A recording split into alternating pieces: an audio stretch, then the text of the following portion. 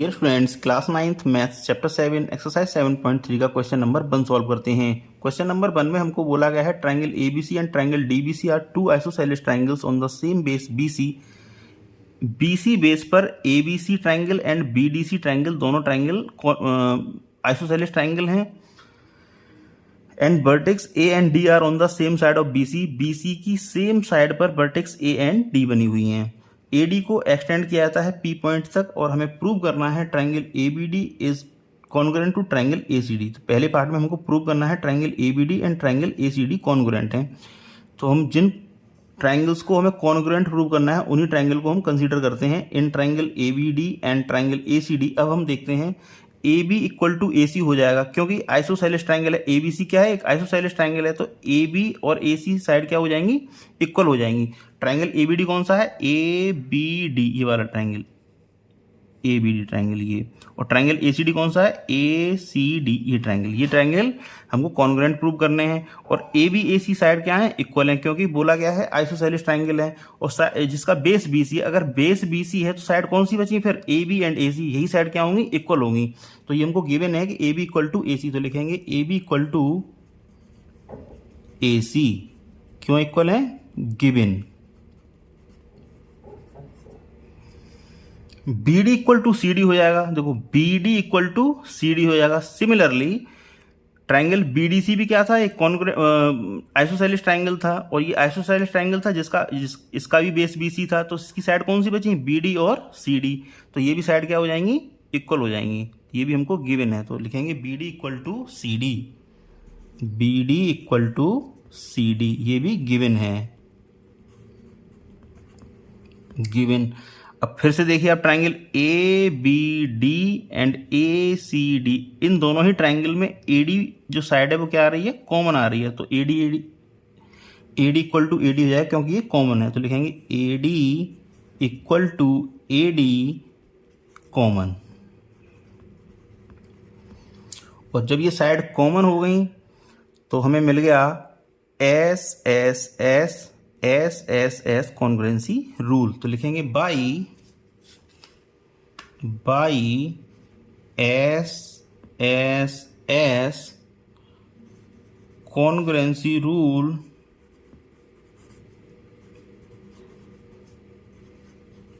we can say that triangle ABD is congruent to triangle ACD। ये दोनों triangle congruent prove कर दिए हमने। अब ये जब दोनों ट्रायंगल कॉन्ग्रुएंट प्रूव कर दिए तो हम CPCT से बोल सकते हैं एंगल BAD मीन्स ये वाला एंगल एंड एंगल CAD, ये एंगल भी क्या होंगे? इक्वल होंगे। तो लिखेंगे angle BAD equal to angle CAD by CPCT। अच्छा एक चीज और देखिए आप, या तो मैं एंगल BAD बोल लूं या एंगल BAP बोलूं, है तो same he angle. BAD and BAP same he angle है। सिमिलरली CAD बोलो या फिर CAP, है तो सेम ही एंगल। तो इसको लिख देंगे हम implies that angle BAP equal to angle CAP। ये दोनों एंगल हमने इक्वल प्रूव कर लिए। अब इस क्वेश्चन का हम सेकंड पार्ट सॉल्व करते हैं। सेकंड पार्ट में बोला गया है triangle ABP is congruent to triangle ACP। तो ट्रायंगल ABP मीन्स ये बड़ा वाला ट्रायंगल एंड ट्रायंगल ACP ये वाला ट्रायंगल, ये दोनों कैसे हैं? ये भी कॉन्ग्रुएंट है। ये हमको प्रूव करना है। तो लिखते हैं in triangle, second part solve करते हैं इसका। In triangle ABP and triangle ACP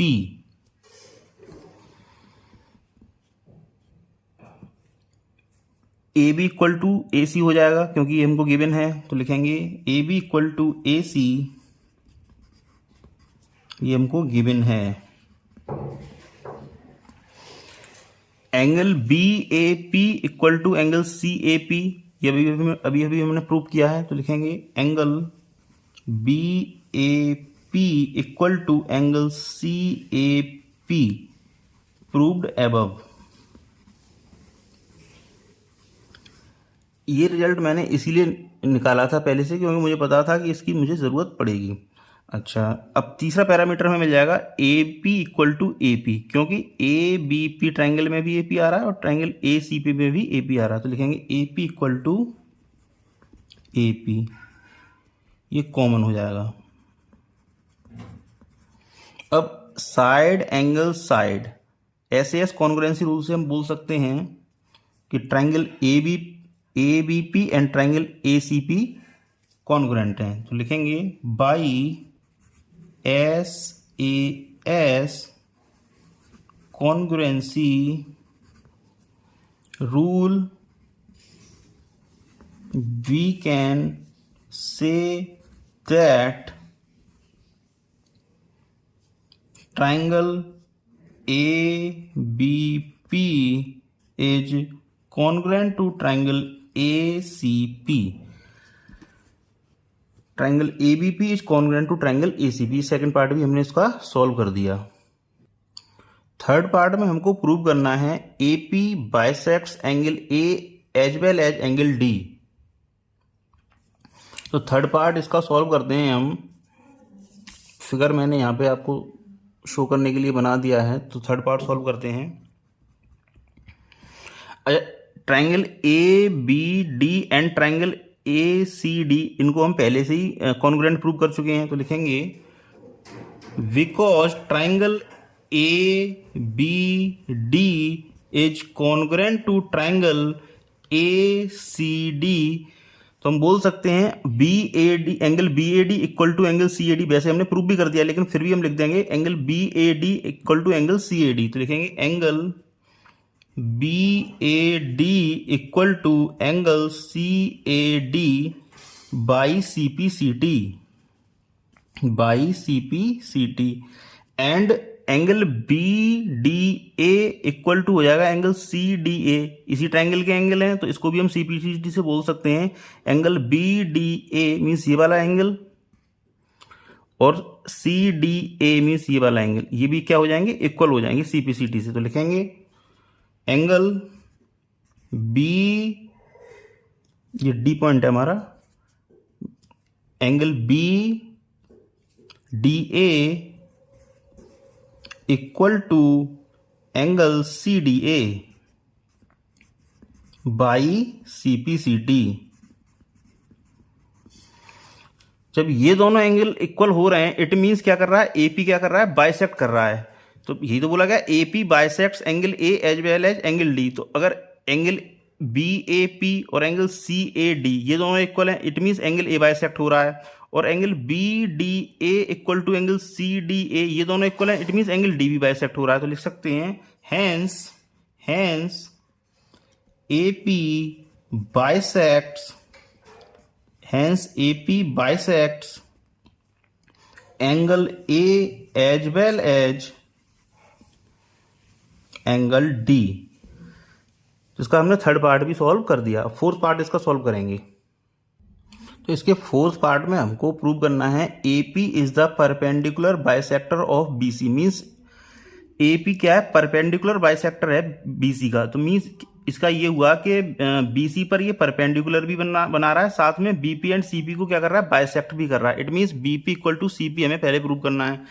तो पहले आप देखिए angle triangle ABP and triangle ACP को हम पहले ही कॉन्ग्रुएंट प्रूव कर चुके हैं। तो लिखेंगे फोर्थ पार्ट में because triangle ABP is congruent to triangle ACP। जब ये दोनों ट्राइंगल कॉन्ग्रुएंट हैं, तो हम बोल सकते हैं CP CT से BP इक्वल टू CP। तो BP equal to CP by CP CT, by CP CT। तो angle ABP and angle ACP ये दोनों क्या है, कॉन्ग्रुएंट ट्राइंगल हैं। जब ये दोनों कॉन्ग्रुएंट ट्राइंगल हैं, तो CP CT से बोल सकते हैं BP इक्वल टू CP। अच्छा, अब हमें प्रूव करना है ये एंगल बन रहा है, ये 90 डिग्री का है। तो हम CPCT से बोल सकते हैं angle ABP equal to angle APC। Angle APB angle APB equal to angle ACP by CPCT CPCT से हमने इसको इक्वल कर दिया। अच्छा, एंगल बन कहाँ रहा है? ये BC साइड के P पॉइंट पे बन रहा है। Angle APB and angle APC था ये एंगल APC। तो ये BC के P पॉइंट पे बन रहा है। तो BC क्या है? एक लाइन, मतलब ऐसे मानो आप BC एक लाइन है, इस लाइन पर बनने वाला एंगल है APC एंड APB। जब किसी लाइन पर एक ही लाइन के किसी एक पॉइंट पर दो एंगल बनते हैं तो लीनियर पेयर हो जाते हैं, और लीनियर पेयर का सम कितना होता है? 180 डिग्री होता है। तो हम लिखेंगे angle APB plus angle APC equal to 180 degree. क्यों? Linear pair, because linear pair. फिर से समझ लीजिए आप, angle APB and angle APC ये P पॉइंट पर बनना है, तो ये लीनियर एंगल हो गए। अब ये लीनियर एंगल है तो लीनियर एंगल्स का सम कितना हो जाता है? 180 डिग्री हो जाता है। तो अच्छा, angle APB and angle APC क्या है? इक्वल है। तो मैं लिख दूंगा angle APB plus angle APC को भी क्या लिख सकता हूं? APB, क्योंकि ये दोनों इक्वल हैं। तो angle APB equal to 180 degree. तो ये हो जाएगा twice of angle APB equal to 180 degree.